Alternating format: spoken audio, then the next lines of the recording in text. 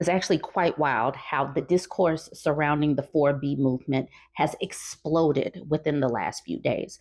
I'm on a smart app, so I get a lot of different headlines from different articles. So these are a few different publications that are publishing about the 4B movement: PBS, CBS News, The Daily Beast. And the Daily Beast article is behind a paywall. Why is someone going to pay for this when it's so many different articles available? The New York Times, NBC News, USA Today, ABC, Vox, NPR, Independent, Euronews, New York Post, the Business Insider, India Today. The cool thing about Business Insider, it will impact our economy. If women decide to focus on ourselves, it's going to change things and it will shift things. If women can do a sustained pulling back of resources from dealing with men. Look at this: France 24 English, Wired, the Philadelphia Inquirer, Advocate. And this is just a few. There were still even more publications that have talked about it because the search volume is up. So these news organizations know that they have to talk about this right now. And as you can see, these are all within the last 2 days. They're definitely talking about it on social media platforms. Obviously, they're talking about it on TikTok. I've been talking about it on TikTok. I've been talking about it on YouTube. They're talking about it on Twitter. Now, this woman, Lalisa Sora, says, ladies, we need to start considering the 4B movement like the women in South Korea and give America a severely sharp birth rate decline. And I have been saying, let the birth rate plummet to hell. And they can say a sharp decline, but I say let it plummet to hell. So obviously we've talked about this before: no marriage, no childbirth, no dating men, no ex with men. We can't let these men have the last laugh. We need to bite back. And the thing is, it doesn't have to be a punishment towards them. It's just a pullback of your time, energy, and resources. Focus on women, focus on yourself, focus on girls. The crazy thing about this has been out since November 5th. It has been reposted over 67,000 times and has been, quote, retweeted over 8,000 times. I have already been talking about 4B, but now we're actually up to about 7 or 8B, as in don't engage with anti feminist, misogynistic males online. That's the fifth B. The sixth B is don't be their emotional lapdogs either. When a man comes crying to you and needing a soft landing spot, do not engage. Let them go make some friends with some men over there. Let them do that. Do not give your energy to them.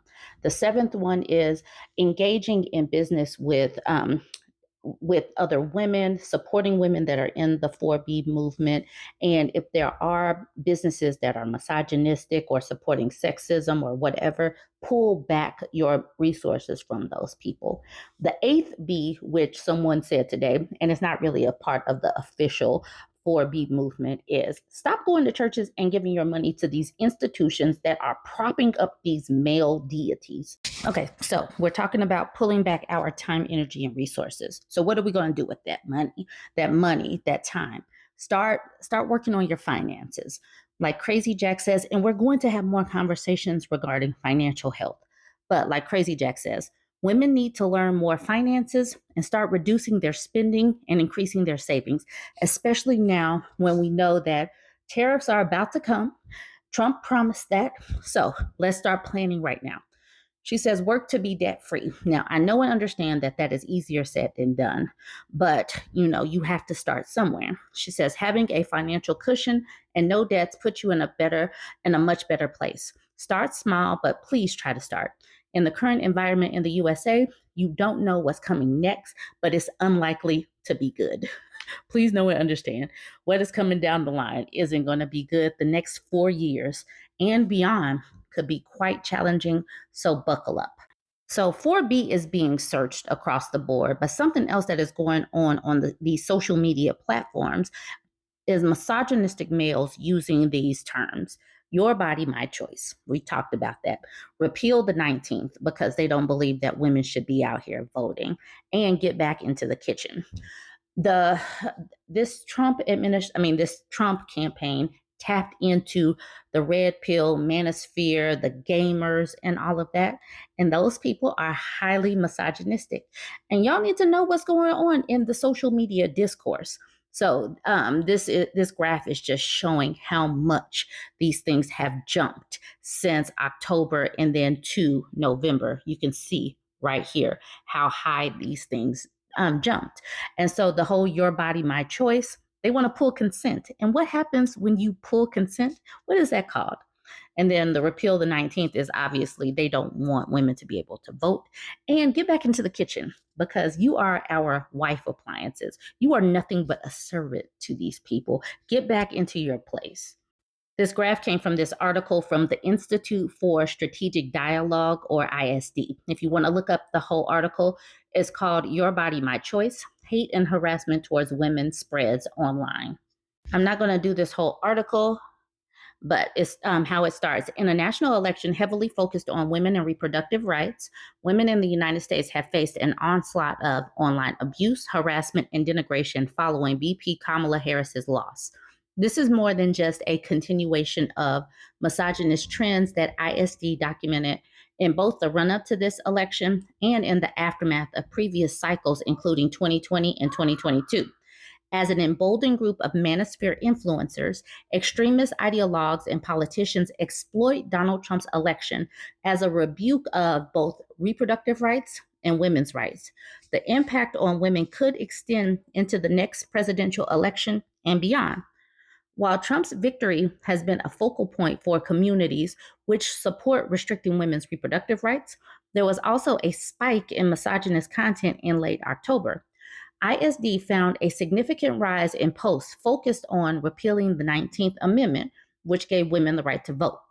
This appears to reflect the Harris campaign's acute focus on securing a sizable majority of women voters. In the past 24 hours, there has been a 4,600% increase in mentions of the terms "your body, my choice" and "get back in the kitchen" on X.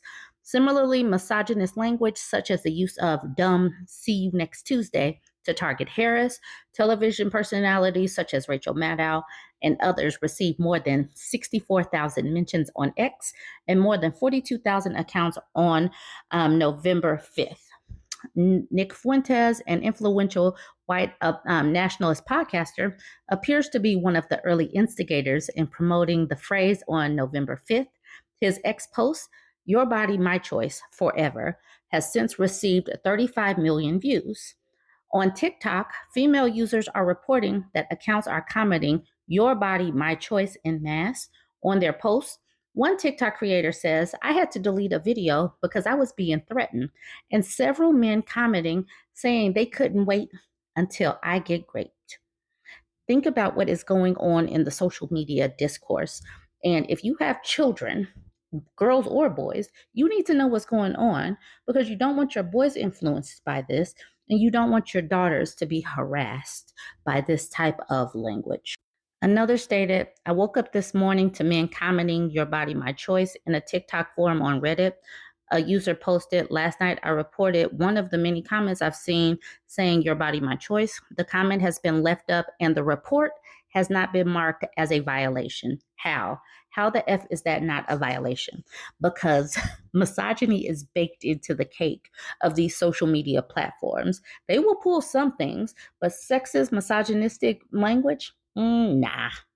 On Facebook, the phrase is trending with 52,000 posts in the last 24 hours. One parent stated, "Today, my daughter was told 3 separate times on campus, 'Your body, my choice.' The third group of boys told her to sleep with one eye open tonight." On Reddit, users utilize the platform to warn others of offline harassment. One user stated, "Women are being harassed today at UNM and told to go home where they belong by gangs of men in MAGA gear." So it's not just going to be online. It's not just going to be online, y'all. I, I'm just bringing y'all this information so everybody can get prepared for what is to come. Join the conversation. Let me know what you have seen. Don't forget to like, comment, and share.